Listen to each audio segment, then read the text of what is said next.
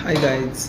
Today हम जो multi span का लोड सेल इंडिकेटर है उसके बारे में कुछ डिटेल, उसका वायरिंग, उसका कैलिब्रेशन, एप्लीकेशंस, इसके बारे में जानेंगे। तो नॉर्मली जो लोड सेल इंडिकेटर है वो मल्टीपल एप्लीकेशन में यूज़ करते हैं, जैसे वेइंग हो गया, जैसे बैचिंग हो गया, जैसे सम प्रोसेसेस में वेट मेजरमेंट के लिए यूज़ करते हैं। तो जो बेसिक चीज़ें हैं ये लोड सेल इंडिकेटर की, वो तो सेम रहती है, जैसे कैलिब्रेशन हो गया, वायरिंग हो गया। तो मल्टीपल मैन्युफैक्चरर है मार्केट में अवेलेबल, जैसे मल्टी स्पैन है। तो आज हम ये मल्टी स्पैन का LD1006 लोड सेल इंडिकेटर हमारे पास है, तो उसका हम जो कैलिब्रेशन प्रोसेस है ये चीज़ें देखेंगे। अभी जो वो इंडिकेटर को कनेक्ट करने के लिए हमारे पास जो मार्केट में लोड सेल अवेलेबल होते हैं वो 4 वायर और 6 वायर, ये दो कॉन्फ़िगरेशन में मिलते हैं हमको। तो ये signal plus, signal minus, excitation plus, excitation minus, तो वो कनेक्शन मिलते हैं हमारा इंडिकेटर को कनेक्ट करने के लिए। तो ये कलर कोड जो होते हैं नॉर्मली यूनिवर्सल होते हैं इसके, जैसे एक्साइटेशन प्लस माइनस है उसको हम जो इंडिकेटर से 10 वोल्ट का सप्लाई आएगा वो हम कनेक्ट करेंगे, और जो रिटर्न लोड सेल से सप्लाई आएगा वो सिग्नल प्लस सिग्नल माइनस के वायर से हमको मिल जाएगा, जो कि नॉर्मली मिली वोल्ट में होता है। जैसे 0 to 10 मिली वोल्ट होता है।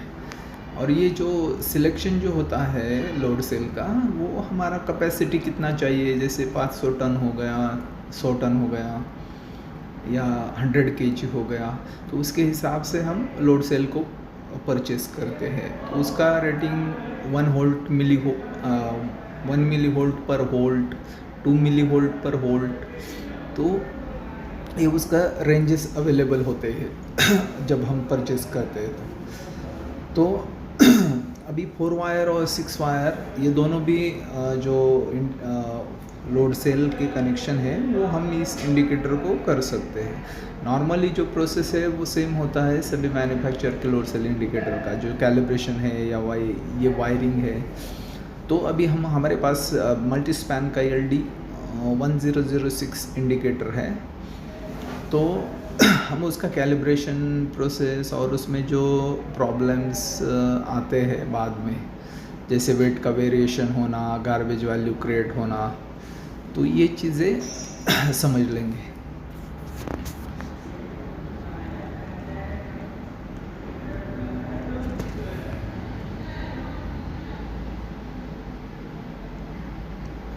नॉइज़ इंटरफेरेंस को कम करने के लिए पहले तो हमको जो लोड सेल से इंडिकेटर तक जो वायर आएगा उसको शील्डेड केबल यूज़ करना चाहिए, शील्ड ग्राउंड करना चाहिए। जो लोड सेल है इंडिकेटर, उसको ये ट्राई करना चाहिए जो हमारा पावर वायरिंग है पैनल में 440 वोल्ट का, या तो उसे थोड़ा सा दूर प्लेस करना चाहिए उसके वायरिंग को, जो इसके मिली वोल्ट के सिग्नल होते हैं, क्योंकि कभी कभी चांसेस होता है कि वो डिस्टर्ब हो जाते हैं, जो मिली वोल्ट का सिग्नल होता है EMF की वजह से, तो इंडिकेटर गार्बेज वैल्यू क्रिएट करता है। और 6 वायर में अभी ये हमारे पास LD1006 का इंडिकेटर है।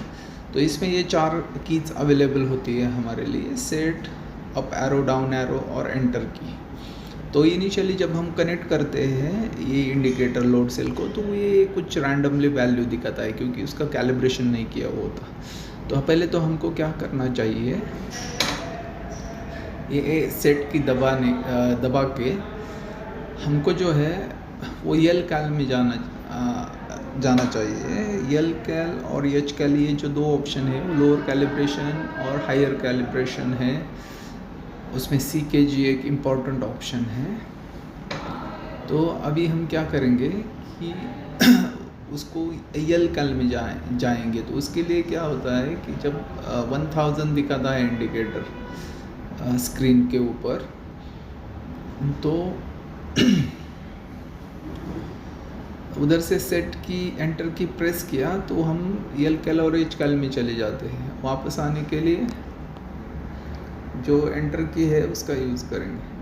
अभी हम CKG जो है, जो हम वेट प्लेस करने वाले हैं, जैसे हमने 60 kg लिया है फिजिकल वेट, हम लोड सेल पे प्लेस किया है, तो इधर इंडिकेटर में CKG में 60 सेट करने का, तो इंडिकेटर को पता चल जाता है कि वो 60 kg का जो मिली वोल्ट का सिग्नल आएगा वो मतलब इसको 60 kg बोलते हैं। तो CKG होने के बाद हम क्या करेंगे, उसका हायर कैलिब्रेशन करेंगे। तो ये 1000 आने के बाद प्रेस करके रखने का एंटर की सेट की को, तो ये एच कैल आएगा, तो उसमें एंटर करके हम 10 सेकंड का वेट करेंगे, तो वो अपने आप उसको कैलिब्रेट कर लेगा 60 पे। तो उसके लिए 10 सेकंड के वेट के बाद वो फिर वो एडजस्ट करता रहता है वैल्यू रैंडमली। तो 60 या 60 के पास आने के बाद उसको हम एंटर करेंगे, मतलब सेट करेंगे। तो ये एच कैलिब्रेशन मतलब हायर कैलिब्रेशन हो गया।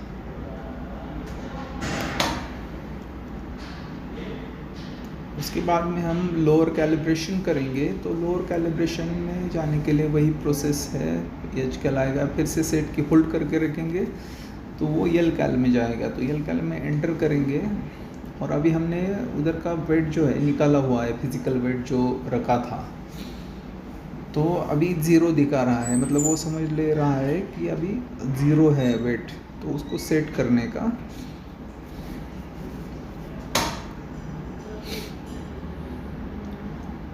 फिर इंडिकेटर को पावर ऑफ करके ऑन करेंगे, तो हमारा कैलिब्रेशन कंप्लीट हो जाएगा। और वो हम रिपीटेबिलिटी भी चेक कर सकते हैं, मल्टीपल टाइम हम अगर सेम वेट उस पर प्लेस करें तो हमें पता चलेगा कि हर वक्त ये 60 पॉइंट समथिंग मतलब उसके पास में दिखा रहा है।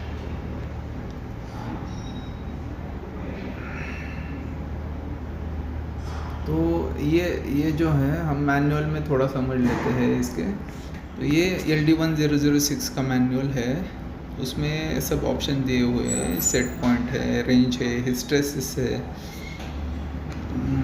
जो अलार्म मोड है। तो अलार्म मोड का यूज़ जब हम पीछे के रिले यूज़ करते हैं तब वो रिले एक्टिवेट करने के लिए अलार्म में वैल्यू डालते हैं। जैसे 50 kg के ऊपर हमको रिले ऑन करना है, तो उसमें हम वो वैल्यू सेट करते हैं। जैसे हमको इंडिकेटर ऑन करना है रिले से, या पंप चालू करना है, या कन्वेयर ऑन करना है वेट आने के बाद, तो वैसे ही ये नॉर्मल एप्लीकेशन के लिए हम यूज़ करते हैं।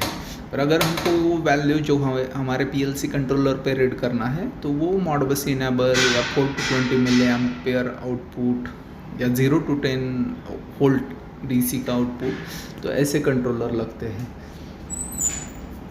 तो अगर हम मॉडबस का यूज़ करें तो हम बॉड रेट, एड्रेस, पैरिटी तो ये चीज़ें सेट करेंगे। अगर हम 4 to 20 मिली एम्पियर का यूज़ कर रहे हैं, तो हम इसके पीछे जो कनेक्शन है 4 to 20 के, तो उसका सिग्नल PLC के कार्ड पे, एनालॉग कार्ड पे रीड करेंगे। तो इसमें जो है रीट्रांस एक ऑप्शन है, तो रीट्रांस का यूज़ हम जब PLC कंट्रोलर पे सिग्नल लेते हैं 4 to 20 का, तो उस टाइम वो बहुत इम्पोर्टेंट होता है। उसमें हम उसका स्केल सेट कर लेते हैं, मतलब जो कंट्रोलर है वो 4 to 20 मिली एम्प में कितना स्केल देगा हमको, तो ये रीट्रांस बोल के एक ऑप्शन आता है, तो उसमें उसका सेटिंग करते हैं।